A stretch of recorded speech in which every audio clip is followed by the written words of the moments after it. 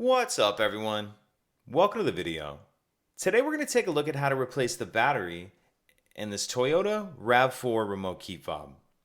So this smart key remote fob is going to use replacement battery CR2450, and I'll put a link in the description box of this video to where you can purchase these batteries if you're in need.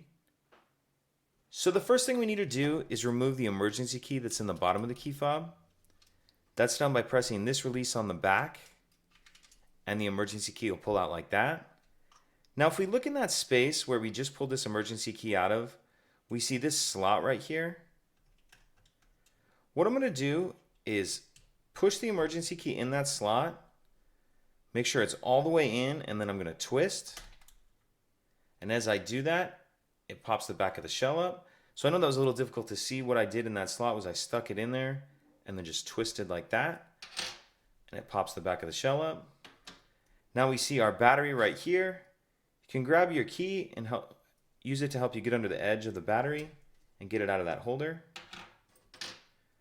Now we'll grab our new battery, and we want to make sure that we're installing that with the plus side up. Go ahead and snap that into place, and then we'll snap the two halves back together. Slide our emergency key back in,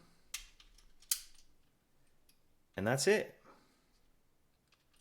If you have any questions, please let me know.